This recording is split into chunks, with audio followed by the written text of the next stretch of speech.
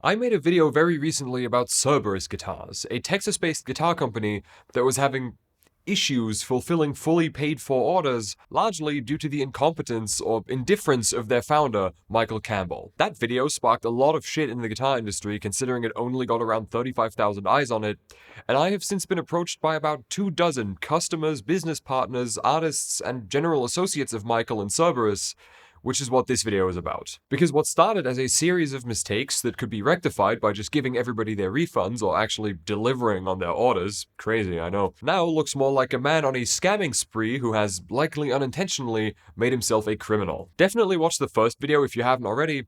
If you have, let's start off slow with some of the comments and DMs that I got from past Cerberus customers. In September 2024, I put an order in for the Orpheus headless multiscale and it kept getting delayed. Finally, in September of 2025, literally a year later, I was finally done waiting and messaged Michael from Cerberus and had him Evertune upgrade one of the Hermes Telecaster models. It was literally in Michael's house. He sent it to the installer, it was ready in October, and he never sent me photos telling me it's done, never told me it was done until I asked him. When I did ask him, he said he had 3 more guitars to drop off and 6 more to pick up, including mine. I'm very confused and disappointed with the lack of communication. I just wanted my guitar, man. I'm so glad this video is a thing. I just had to dispute charges against Cerberus on PayPal because he told me 4 times over the course of 2 months that he was refunding me my money, then he wouldn't read my messages until I tagged him on Facebook or comment on one of his posts on the Cerberus discussion group. I put in a custom order over a year ago, never received the guitar at all, no pictures, no nothing. Promises after promises, but no pictures over the course of a year. The guitar was supposed to be in 3 to 5 months from October 24 when the guitars were slated to be produced by the said Korea factory. Long story short, in the end, Michael never came through with my guitar or countless other guitars, and he used my refund and fully paid deposit to pay for his expenses in the company without telling me. Now those all speak volumes, but one case in particular I found interesting because the guy in question sent an avalanche of screenshots my way that perfectly illustrate how Michael bullshits his way through life. The messages start in January, I think of 2024, with a simple inquiry about whether a build could still be refunded because the production hadn't started yet after a long time. Michael goes, "I got you, homie," and says he'll refund the full amount that was paid for the build. Presumably a down payment, here's proof of payment for those $1,500. Not long after, no money had been refunded yet and the customer's grandma had just been put in hospice. Taking care of a dying person is expensive, so the refund was getting a bit more urgent. February, March, May, June, July, no refund, just bullshit. "Oh yeah, I'll refund you through PayPal. What's your Zelle, bro? I'll refund you. I need the clear from our loan officer to refund you so it doesn't affect the down payment on our house, bro. I've been sick. I had to move everything over to QuickBooks. We totally sent the money, bro. Has it arrived on your end yet?" And finally, August 21st, the buyer sends one final message after 9 months of waiting, absolutely sick of Michael's shit. And he gets a reply in October. It took Michael 62 days to reply to a man whom he'd been stringing along for a refund for the better part of a year, and that reply was nothing. I'll get into a few more customer stories in a bit, but I of course also reached out to Michael before scripting this video because it's only fair to let him weigh in on a situation like this. He had reached out to me 48 minutes after the first video went online, saying that he could have shown me the signed agreement that he had with the dealer, who he claimed had defaulted on that $100,000 retail deal, which is what he says was hindering him from fulfilling fully paid for orders for customers for some reason. This didn't make any sense to begin with, as the money for a retail deal shouldn't have anything to do with direct-to-customer orders, but it also took him ages to actually end up sending me that, because his lawyer said that he couldn't. And of course, all the stuff from the Guitar era happens to be deleted, and he doesn't have access to it anymore. Gotcha. So at first, the only thing I actually ended up getting from him was this. A bunch of invoices in small increments, marked as unpaid, made out to a retailer by the name of River Rock Fine Guitars. And according to Michael, whose word we've now learned is extremely trustworthy and should never be questioned, this retailer had agreed to order $30,000 worth of Cerberus amps, a product I wasn't even aware they offered, which they never ended up paying for, but in the same sentence Michael said he never placed the order for the amps to be manufactured, so nobody spent any money. Worst case scenario here, if this did happen, which I seriously doubt because nobody is stocking upwards of 30 amps from a company that isn't even remotely known for amps, is that somebody lied to Michael and nobody spent as much as a single penny on either side. The reason he mentioned those $30,000 in amps that were never agreed upon in writing at all is so he could say they defaulted on a deal worth close to $100,000. But I of course actually looked up that retailer, and the very first thing you stumble upon when looking up River Rock Fine Guitars are various posts telling you to never work with River Rock Fine Guitars. Literally 3 of them within the top 5 search results for the store. Granted, some of those are new, but Michael clearly didn't do his due diligence on this store that famously doesn't hold up their end of agreements, or did so much as look them up on Google. So unsurprisingly, this place didn't end up holding up their end of the agreement, which at this point I can confidently say wasn't worth $100,000 because Michael refuses to provide any sort of evidence for it, and somehow that's the reason customers aren't receiving orders that they paid for in full in February of 2024. I hate to bust out the big words here, but that's a Ponzi scheme. You place your order with Cerberus, that money goes towards funding whatever Michael is currently up to, whether it's producing other stuff that isn't for you, buying a house, keeping up appearances online, and at no point does he consider fulfilling your order. That's entirely secondary. The entire Cerberus website has also been changed to the exact same apology letter from Instagram at some point between the day of my first video and December 30th. On top of that, a bunch of Chinese-made Cerberus Telecasters ended up on a used gear site the other day, Franklin Guitar Works. As far as I understand, this place only sells used gear, but these all look brand new, and all 7 of them popped up at the same time. So to me this looks like offloading junk because you're strapped for cash, but that's just speculation, eh? So while Michael keeps posting on Instagram as if his facade isn't crumbling, and keeps deleting comments that hint at his sketchy business dealings, let's look into the next story, which is also a fun one. A guy by the username of Arabian Panda got in touch with me after my last video. He's a small-time creator, mainly on Instagram and TikTok, and a while back he was part of a campaign Cerberus was doing where they were essentially trying to offload a bunch of junk guitars but passing it off as artist endorsements. There were 10 slots available, and you could basically audition to become a Cerberus artist, and if you were picked, that qualified you to get a guitar at what Michael said was cost price. This guy received his guitar and was fucking floored at the condition of it.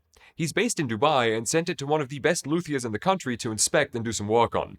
And this guy provided him with a full PDF outlining all the issues it had, and this is what it looked like. Sharp fret ends across the entire neck, high frets across the entire fretboard making it buzzy and unplayable, nut cut too narrow, and frets literally lifting out of the board so high that you could shove a piece of cardboard underneath them. His actual recommendation as a luthier, which means he would stand to make money off of doing a repair, was to return this junk guitar instead of repairing it, since the cost to fix it would exceed the value of the instrument. So he did return it, got another guitar a while later, and this was the condition of that one.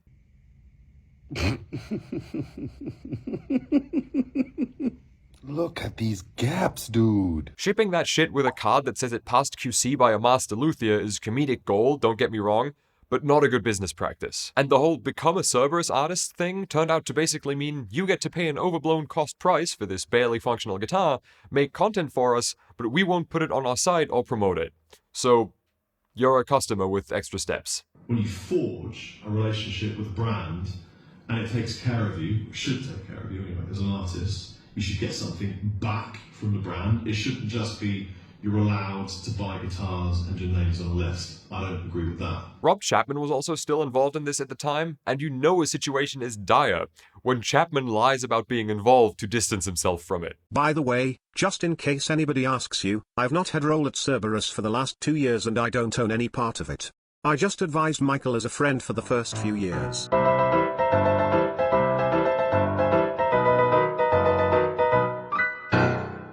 Oh, what's that? An ex-ghost builder for Cerberus who got scammed out of a bunch of money? Yes, sir. The owner of Rebirth Guitar Company, a boutique workshop in Colorado, DM'd me after my last video saying he used to build some of the USA Cerberus guitars until Michael fucked him over for $2,500. Presumably just didn't pay him for some bills that he'd finished. And I don't understand this one bit. If I give you $2,500 in cash, that's a lot of money, sure. But if we're talking about running a business, $2.5K is pocket change. Ripping someone off for a sum like that is ridiculous. But you know what's more ridiculous? This statement I got from Michael quite last minute before shooting the video. This is an insanely long piece of literature, so I'll link the full thing in the description in a Google Drive file if you want to read it, but I'll be summarizing the important parts and leaving out some of the rambly bits that aren't important to the video. If I read out the full thing, this video would be 10 minutes longer. Hi Kaylin, thanks for the heads up about the follow-up video. As stated previously, I would have happily given this context before your first video. Wouldn't have been any use, trust me, we'll get into that in a second. He says a bunch of stuff in here that is not relevant to the video, so I'll skip ahead to the first relevant bit. Now to River Rock Fine Guitars and how that has impacted our entire operational workflow for this year, ranging from the buy one get one headless run, subsequent replacement batches we ordered of those, and every run in between. I was introduced to Joseph of River Rock Fine Guitars last year. He expressed interest in not only becoming a dealer, but wanted to be our exclusive dealer within the US. An exclusive agreement was drafted and agreed upon. I informed him in advance of models we were considering doing or had coming up done,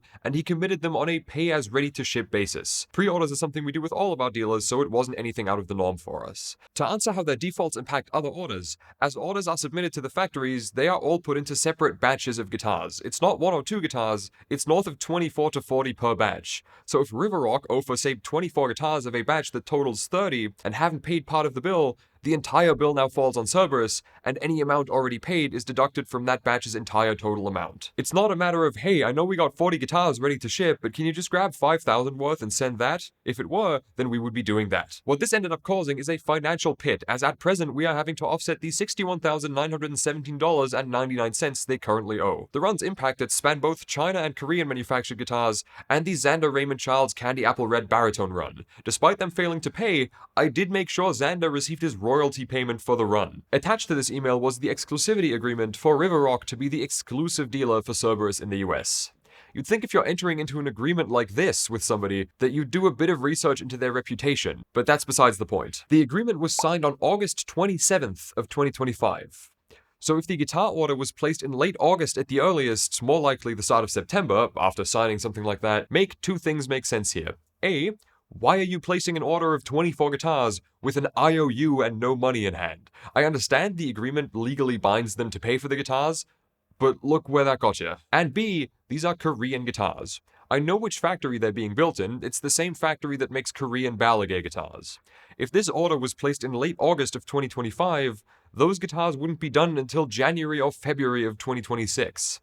So if you're entering into an agreement where the dealer agrees to pay when the guitars are done, how have they already breached the contract if the guitars can't even be finished yet? I know Korean guitar manufacturing and have many friends who know it even better.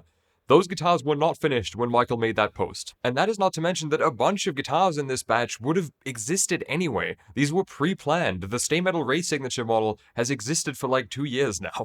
This section is interesting too. Despite them failing to pay, I did make sure Xander received his royalty payment for the run. I mentioned in the first video that Xander Raymond Charles, formerly Stay Metal Ray, is a Cerberus artist. He jumps from company to company more than anyone I've ever seen, but the constant throughout that has been his collaboration with Cerberus. Michael made sure to point out that he assured Ray gets his royalties for his signature models, even though the dealer didn't pay as promised, but he refuses to refund a guy who needs money to bury his grandma. Glad to know your priorities are straight, man. And yes, the agreement also says nothing about the amps we talked about earlier, so he basically threw that in to say the agreement was worth $100,000, even though nobody ever really seriously thought about buying any amps at all. And the final excerpt I'll be reading from this email, you mentioned the Apollo 1 run. The factory has been paid for those. Now, I don't know what the current status is, but I know for a fact that for 3 or 4 months at least, the factory had not been paid for those guitars. I don't know what the situation is now. It has been like 2 or 3 months, but you'll forgive me for my doubts. You know what this doesn't change though?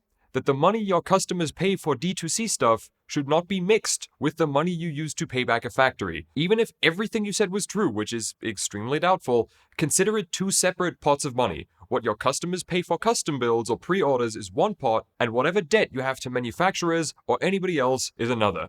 Because there is one debt that you always have, and it's your debt to the customers who give you money. When I pay up front for a product that has yet to be produced, I don't give a fuck what's going on financially in your company besides my order.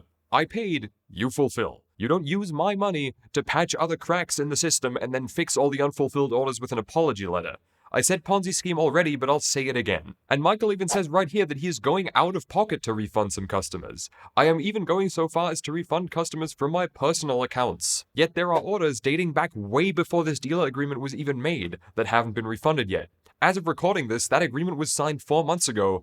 There are orders that have been unfulfilled and not refunded for the better part of 2 years. I don't know why everybody is lying. It really makes no sense to me.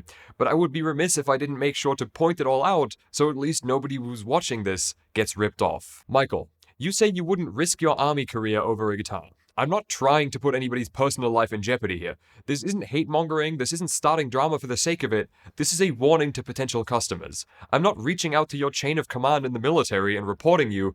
I just want you to refund this people, and for everybody's sake, either stop doing pre-order deals and only sell stuff that's actually in stock and has been inspected by a good luthier, or close up shop and focus on your other job and your family. For fuck's sake.